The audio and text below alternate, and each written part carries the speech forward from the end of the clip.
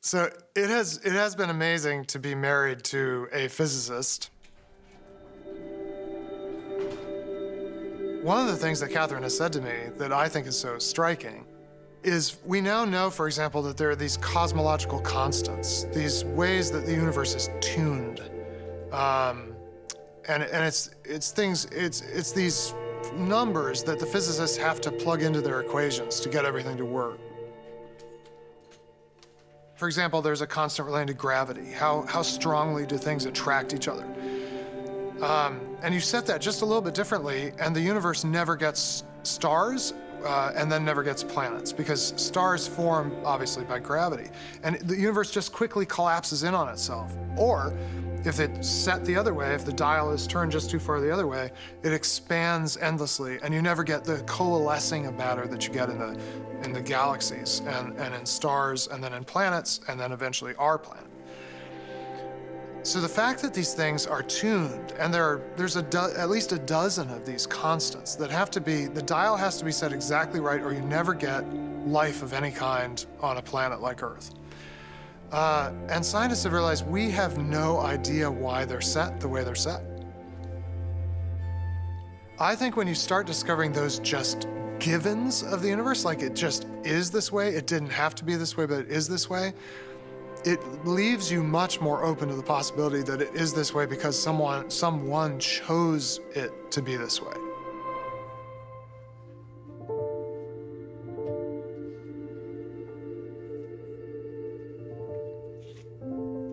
I have a couple of sons that are the loves of my life, and it's fascinating how peekaboo is fun to them from the very beginning. It seems there's something about being hidden and then something being revealed. I don't know if I can, sum it up scientifically, but it is fascinating to me that in all of our hearts seems to be this desire to find out what's really going on. I look at, you go to the zoo, what animals do people want to see? They want to see the bears and the lions and the tigers. In my country, sharks are a big deal, sharks and whales. People want to be in a place where they're reminded of the fact that they are not the greatest or most important thing in the world. Why are people drawn to mountains or to ocean vistas or to raging rivers or canyons? There is a yearning within the human psyche to be freed from the folly of imagining that the human experience is the highest or the greatest experience that there can be. We can't bear the idea that we are it, that this is as good as it gets, that the human experience is the highest evolution possible. We have to believe that there's something greater, something beyond, something more important to us. I've traveled around the world. I've been to about 24 different countries. I've spoken to people from every religious background. I've talked to people who grew up in 70 years of atheistic communism. And you know what is shocking is that even in that environment, the majority of people, when you get them alone and you ask them, they say, deep down, I've always believed there must be a God or a higher power, or someone up there who gave me life, who has purpose for my life. And you think about that, like, why is that so common to humanity? There's got to be some reason. And doesn't it make sense that's like this homing device in every human, pointing us back to the very source of life? I think I have had some experiences in life that give me confidence to know there is a God.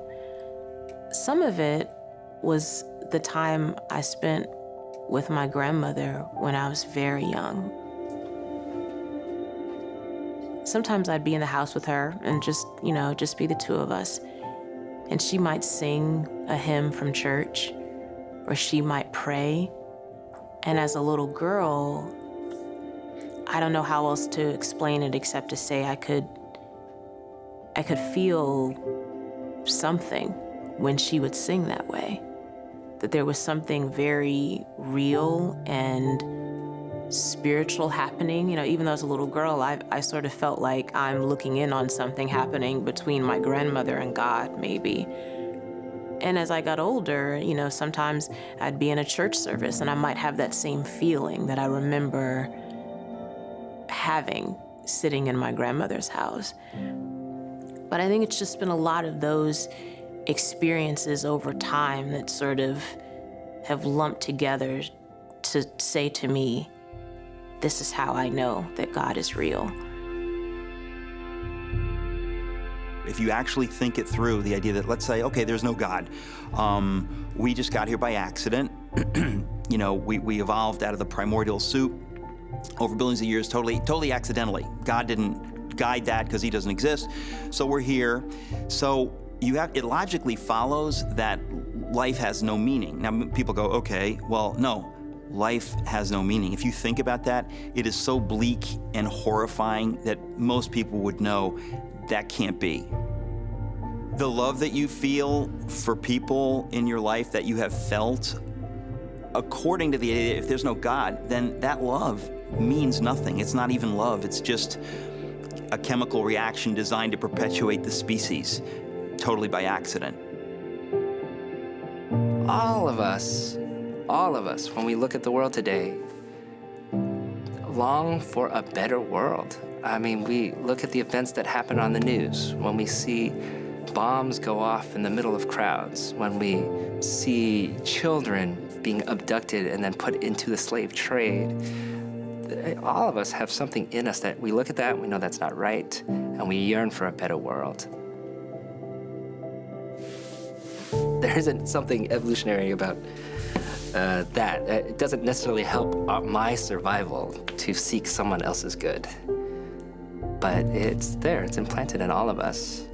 And if we pay attention to that, I think we get a sense of the heartbeat of God.